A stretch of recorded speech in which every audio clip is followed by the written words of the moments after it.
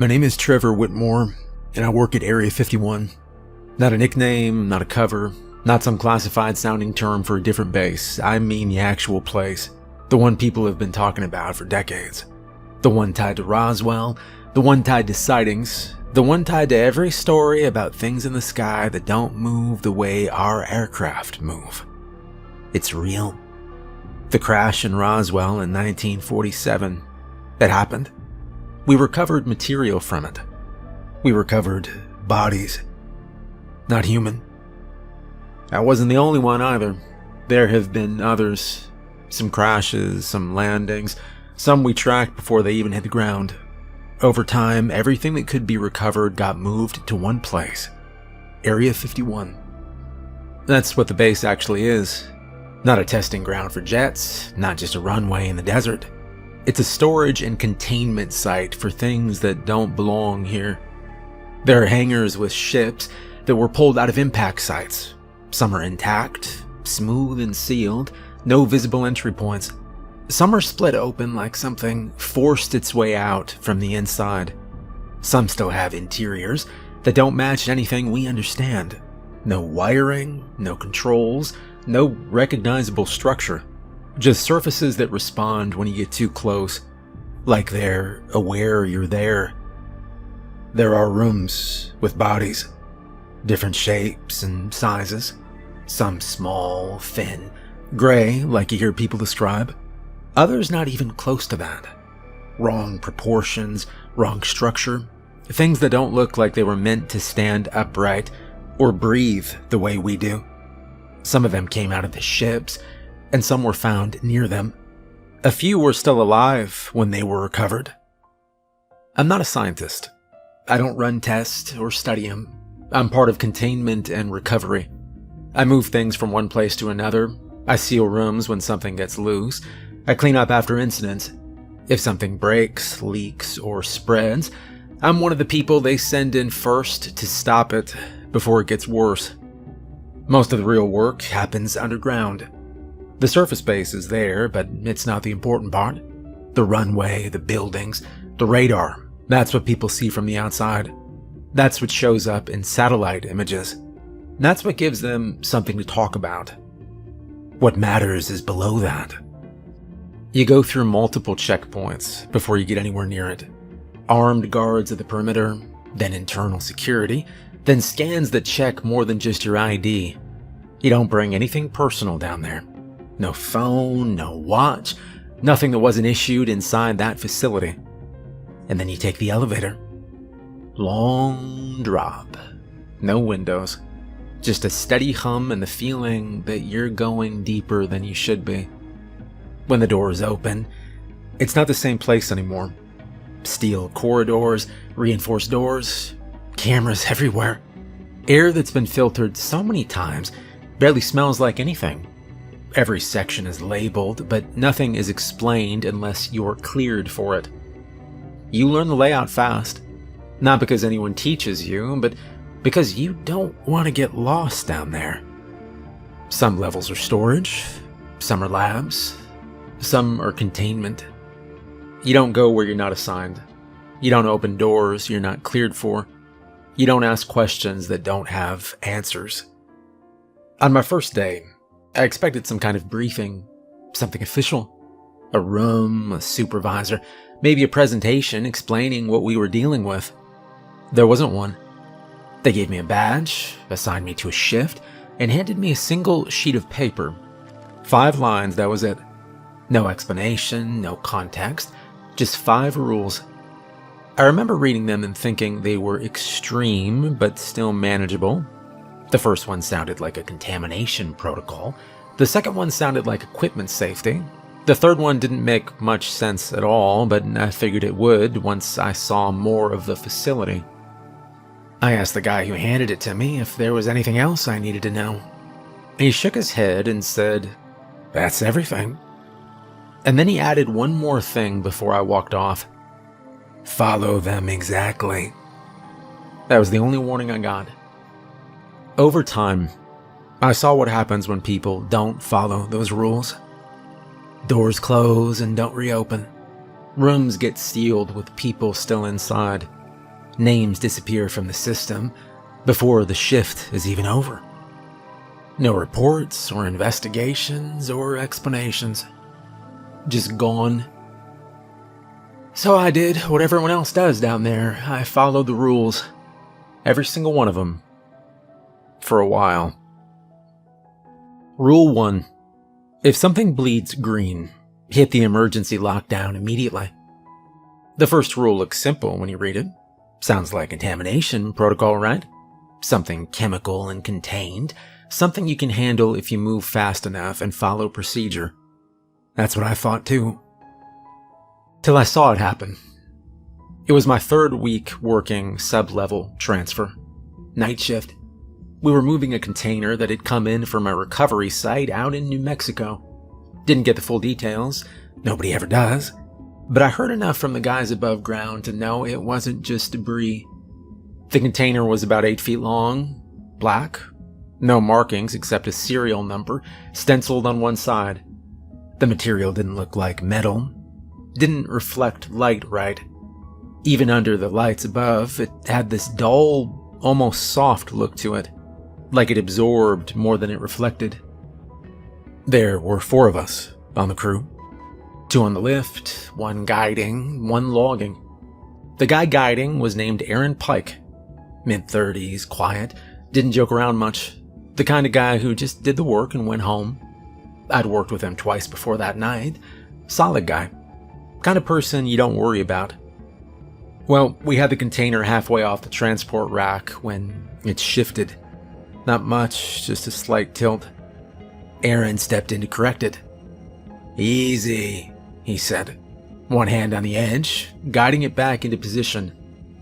And that's when it happened. There was a sharp edge along the underside, something we hadn't seen when it was secured. His glove caught on it. Not a tear, not a full rip, just enough to expose skin. He pulled his hand back immediately.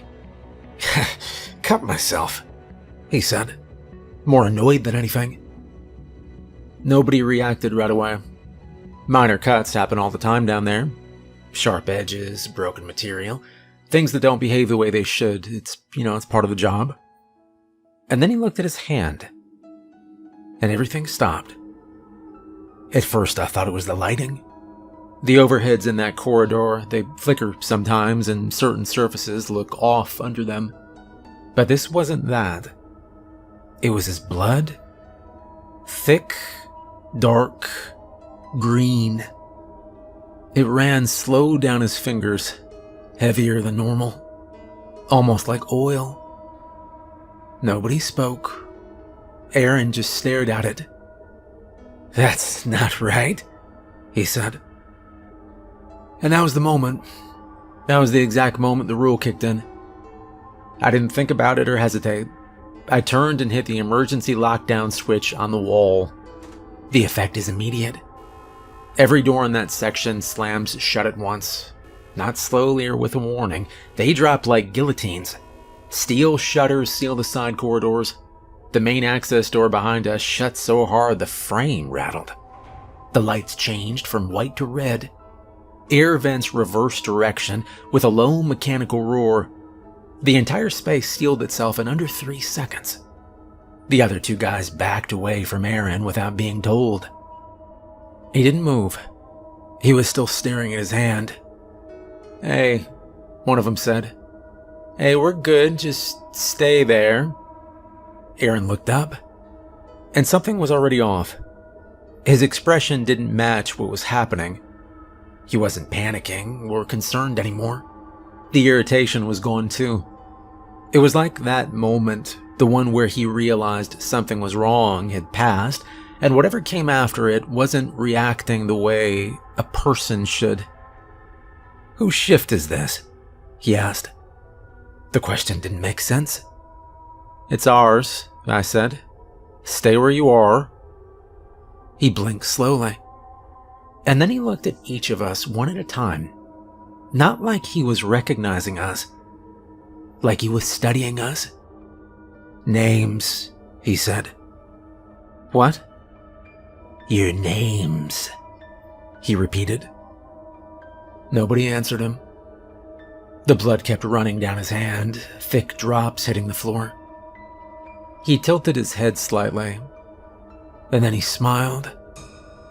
It didn't match his face. It came too late, like it'd been added on after the fact. And that's when the second part of the rule becomes obvious. You don't try to help. You don't get closer. You don't ask what's wrong. You just wait. Security got there in under a minute. You hear them before you see them. Boots, fast controlled, no shouting or confusion. The door opened just enough to let them in, and then sealed again behind them. 2 of them. Full gear, weapons already up. They didn't ask questions or assess or hesitate. Aaron turned toward them as they entered, and for a second I thought he was going to say something. Instead, he moved fast, faster than he should have been able to. He crossed half the distance between them in a step and a half, like his body skipped something in between. They fired immediately. 2 shots, center mass, and he dropped. Just like that. No struggle, no second attempt to get up, just down. The blood that pooled under him wasn't red. It spread out across the concrete in that same thick, dark green. The room stayed sealed for another 15 minutes. Nobody spoke or moved. The security team checked the body, confirmed the kill, and signaled for cleanup. When the doors finally opened again, it was like nothing had happened. Different crew came in, different equipment. They took the body out, scrubbed the floor, and they removed the container we'd been moving. By the time our shift ended, there was no sign of it. No stain or damage, nothing. Aaron Pike's name was gone from the system before I even clocked out. No report or mention or follow-up. He just stopped existing. And that's what Rule 1 is for. Not containment or infection. Replacement. And if you see it start, you don't wait to figure it out. You lock everything down immediately. Rule 2. Never step inside a recovered ship after it powers on by itself. Most of the ships don't do anything. They sit where we put them. Cold, silent. No lights, no movement, no response. You can walk around them, scan them, even touch the surface in some cases, and they don't react. That's how they like to present it. Like they're dead machines. Like they're safe, as long as they're contained. But that's not always true. Some of them wake up. Not often, not on a schedule, no warning, no pattern we've been able to track. They just turn on. The first time I saw it happen was in Hangar 3. That hangar, it's one of the largest ones underground. High ceiling, reinforced supports, enough space to store a full craft without breaking it down. The one in there had been sitting for years, from what I was told. No activity or response. Just another object on inventory. It didn't look like a classic saucer. More like a flattened oval. Smooth surface, dull gray, no seams. About 30 feet across at its widest point, maybe 10 feet tall in the center, I'm not sure. No visible entrance, no markings. We were doing routine checks, power systems, structural scans, making sure nothing had degraded or shifted. Standard stuff. There were 5 of us in the hangar. Myself, a guy named Louis Calderon, 2 techs on instruments, and a supervisor overseeing the scan. Everything was normal. And then the lights inside the ship turned on. There was no sound or build-up or flicker. Just on. A soft blue glow came through the surface, like the material itself was lighting up from within. Not bright enough to fill the hangar, but enough that you could see something had changed. Everyone stopped. The supervisor said, "Hold position." Nobody moved. The glow pulsed once, slow, then again. Louis took a step closer. "Don't," I said. He didn't stop. Curiosity gets people down there, even the ones who know better. You work around something long enough, you start thinking that you understand it. You start thinking it's just another object. It's not. Lewis walked right up to the side of the craft. There was an opening now that hadn't been there before. A seam had split along the surface, smooth edges parting without any mechanical movement. No hinges or sliding panels. It was just open. Inside was more of that same blue light.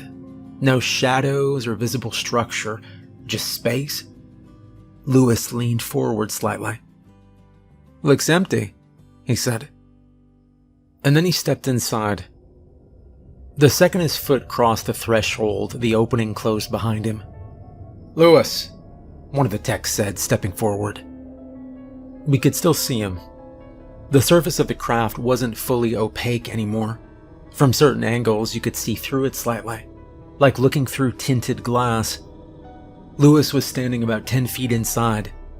He turned slowly, looking around. "You seeing this? They're here," he said. There was nothing there. From where we stood, the interior looked empty. Just that same blue glow on a smooth floor that didn't reflect anything. Lewis lifted his hand, like he was greeting someone. "They're not," he started, but then stopped. His head tilted slightly, like he was listening. Then he nodded. "Okay," he said quietly. "Lewis, come back," I said. He didn't turn toward me. He started walking deeper inside. Slowly at first, then more confident, like he knew exactly where he was going.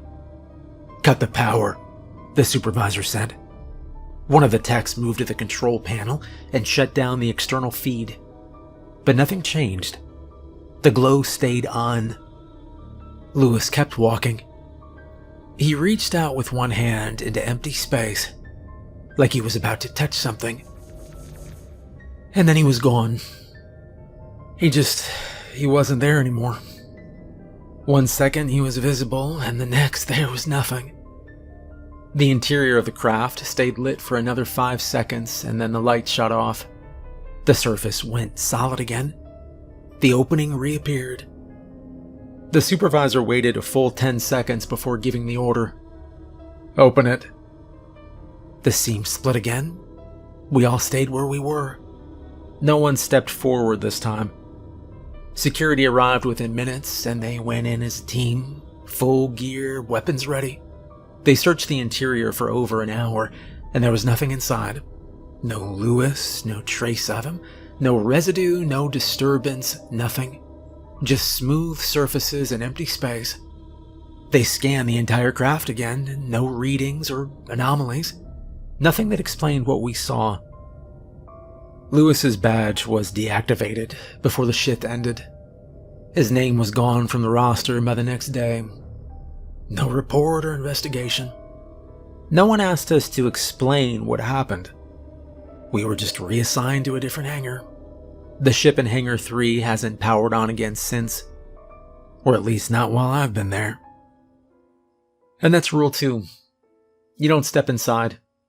Doesn't matter what you think you see, or if it looks empty, or if it looks safe.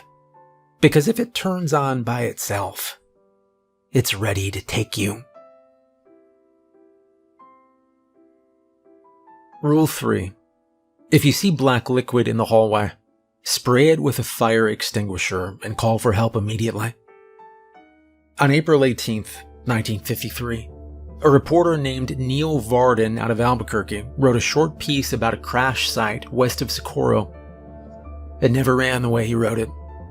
The version that made print was cleaned up so badly it barely said anything at all. Just a line about military wreckage being removed from federal land after a fire. That wasn't what Varden filed. The original report, the one we were shown years later in a sealed training room with no copies allowed, described a circular impact trench, scorched sagebrush, 3 burned men in military uniforms, and a black substance oozing in ribbons from a split in the wreckage.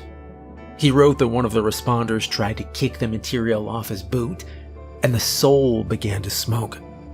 Another man leaned in too close and took the spray of it across his sleeve and neck. Varden said that the man screamed once, dropped to both knees, and never got up again. By the time the trucks arrived, the black material had spread under the wreck like tar under heat. The article ended with a line the government made sure nobody ever read. The thing in the crater was not burning. It was making fire. That piece got buried. Varden got discredited. The negatives disappeared. The crater was flattened. The wreckage was moved, and so was the black material. We still have some of it. That's what Rule 3 is about. Now, when people hear alien, they think bodies first. Gray skin, big eyes, weird hands. And that stuff exists, sure. We've got specimens, partials, things in tanks, things in freezers, things I was told never to stare at too long, even when they're dead. But the ships are worse. Because sometimes what comes out of them isn't a pilot. It's residue. It's fuel. It's waste. It's some part of their systems we still don't understand. And in the case of the black liquid, nobody down there agrees on what it actually is. One lab called it a coolant. Another called it a growth medium. One of the older recovery men told me they used to think it was alive, and one of the scientists corrected him and said, "No, alive is much simpler."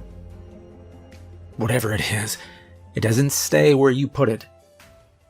The first time I saw it, I thought somebody had spilled oil. It was late, around 2 in the morning, end of shift stretch, when everybody's tired and the whole facility feels thinner somehow. The corridor I was in connected Storage C to a maintenance junction near Sublevel 2. Narrow concrete hall, exposed pipe channels overhead, drainage grate every 20 feet. Ugly, practical part of the base. No windows or labs, just transit space. I was walking a containment cart back empty after a transfer and doing what everyone does on those shifts. Counting the minutes until the elevator ride up. And that's when I saw the line. First it looked like a wet seam on the floor running out from beneath the base of the wall. Black and glossy, thin as a bootlace. It stretched across the concrete and pooled near one of the floor drains.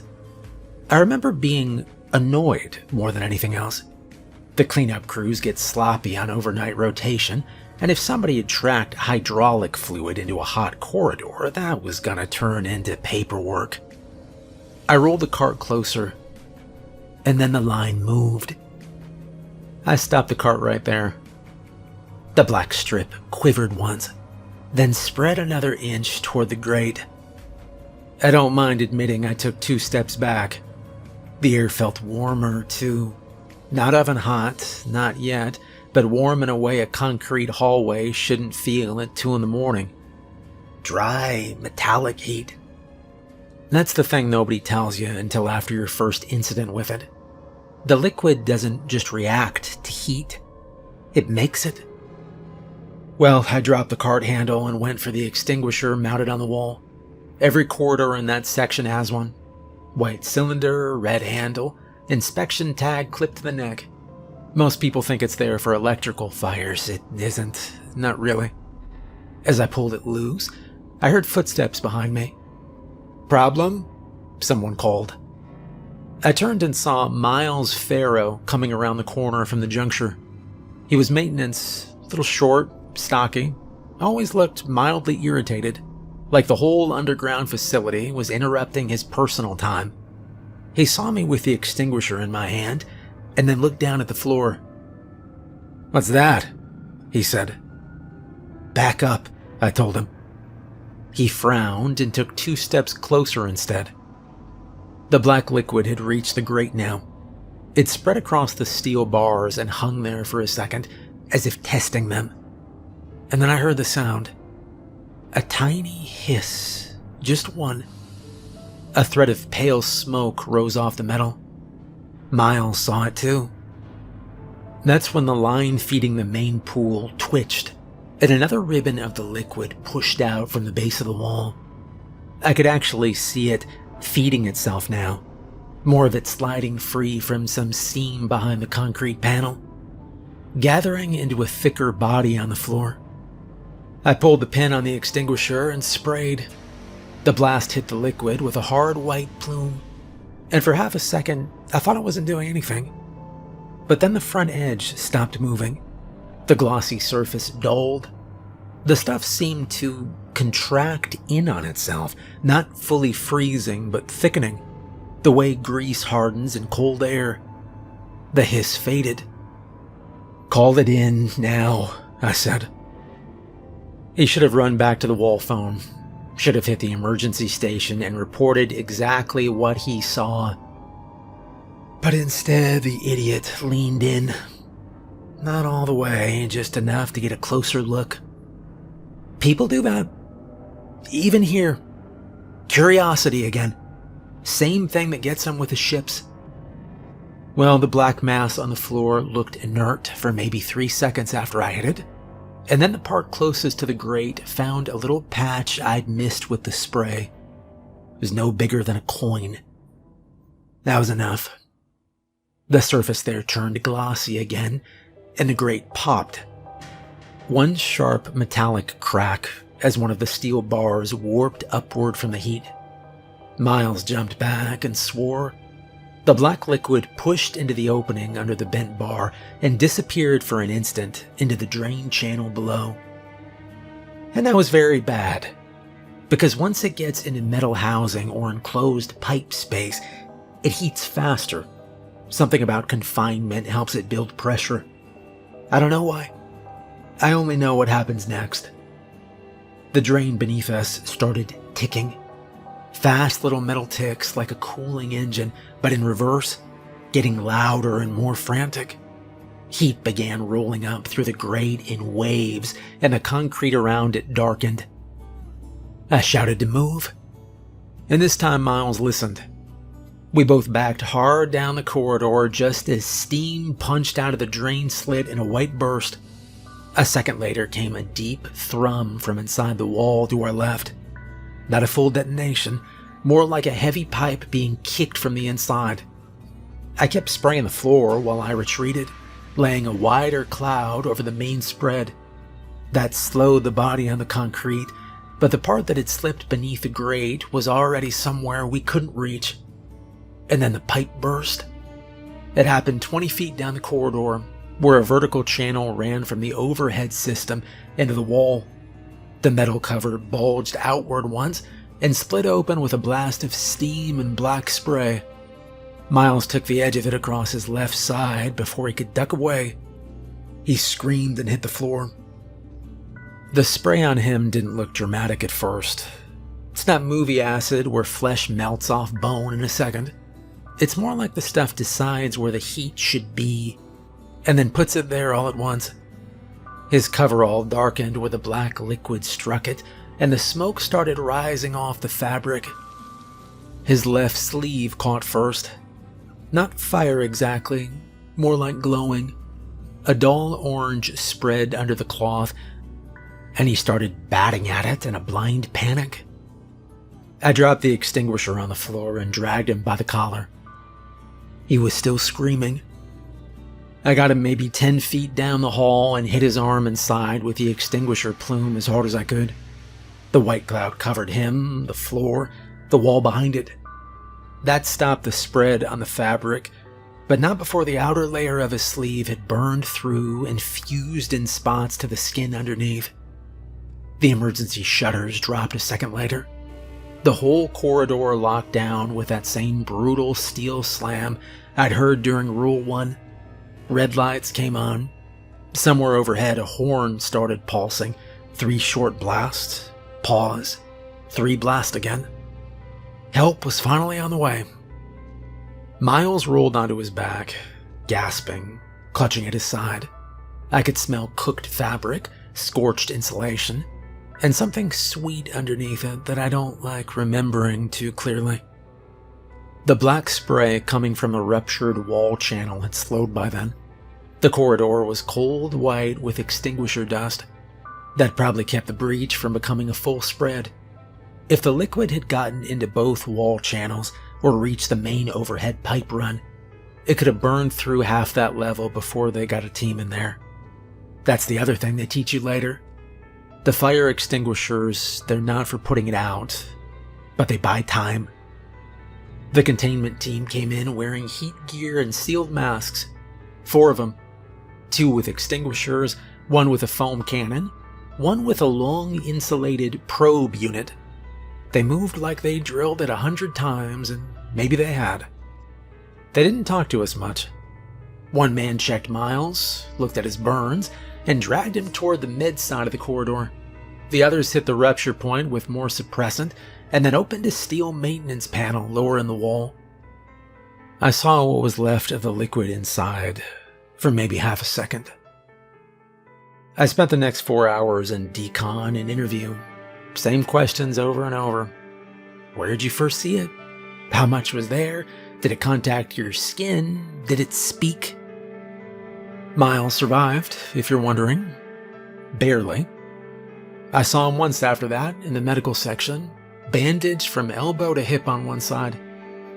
He looked 20 years older. Didn't say much. Just stared at the wall while a nurse changed out one of the wraps. I heard later that they pulled him off active rotation and moved him somewhere internal, where he wouldn't have to walk transfer corridors again. Maybe that was a mercy. Maybe it was housekeeping. Either way, he never came back to our level again. Rule 4. A cut or scratch from an alien results in immediate termination. We were in Transit Corridor D. Nothing special about that hallway. Concrete walls, overhead piping, graded floor sections every few yards. It connects 2 containment wings and a storage junction, so you pass through it a lot on night shift. It's quiet most of the time. No lab work or active rooms, just movement from one place to another. It was late. End of shift. Me and Johnny were heading back from a transfer job, empty cart between us, just pushing it along and talking. Not about anything important, just normal conversation. That's how you keep your head straight down there. You talk about normal things like you're not surrounded by any of it. Johnny was ahead of me, one hand on the cart, walking backward for a second while he said something I don't even remember now. And then we both heard it. A sound in the vents. Sharp and fast. We both stopped at the same time. Johnny turned first, looking up toward the vent line that ran along the ceiling. It came again, closer. Not a rat, not anything small like that. We didn't say anything, but we both knew what it meant. Movement where there shouldn't be movement. The vent cover about 10 feet ahead of us rattled once, and then it blew outward. The metal plate hit the floor hard, and something came through it with it. Small and fast. It hit the ground on all fours and snapped its head toward us. Its eyes locked onto me. Not Johnny, me. And it moved. I didn't have time to react. It covered the distance in a second, straight at me. Low to the ground, fast enough that it blurred. Johnny moved first. He didn't hesitate. He stepped into it and he shoved me hard to the side. I went down against the wall, shoulders slamming into concrete. The thing hit where I'd been, except now Johnny was there. It lashed out once as it passed him, quick and clean. A single tiny strike across his forearm. And then it was already moving again. Down the corridor, gone in seconds. I pushed myself up immediately. "Johnny," I said. But he was already backing away from me. He was looking at his arm. There was a thin, small line across it. And it was open. Blood ran down his wrist. Red. For now. "Don't," he said. I took a step toward him anyway. "Let me see it." "Don't," he said again, sharper this time. He turned and moved fast toward the nearest containment room, door C12. He hit the panel. Override code. The door opened. I was right behind him. Johnny, wait!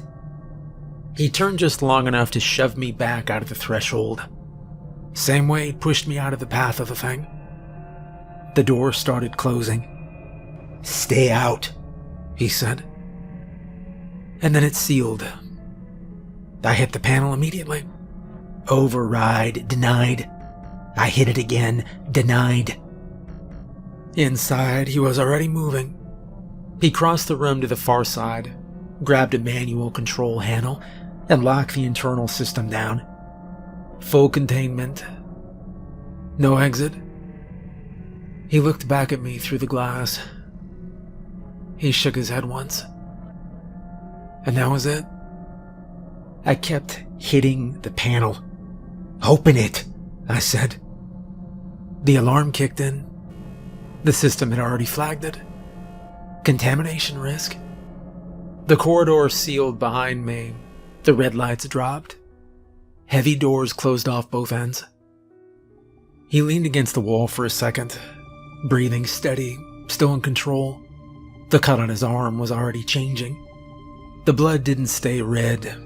It darkened first, and then shifted into that same thick green I'd seen before. It didn't happen all at once. It spread through slowly, like dye bleeding through water. He looked down at it once, then back at me.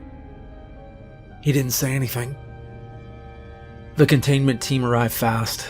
4 of them, full gear, weapons ready. They didn't ask what happened or check me. They didn't check the panel. They just looked through the glass, saw his arm, saw the color, and that was enough. One of them hit the external control. The system engaged immediately. I heard the vents open up above him, and a low hiss filled the room. The temperature inside the room started climbing fast. You could see it in the air, the distortion rolling across the space as the heat built. The surface of the glass trembled slightly. I hit the panel again, harder this time, telling them to stop, but nobody responded. Inside the room, the heat hit all at once.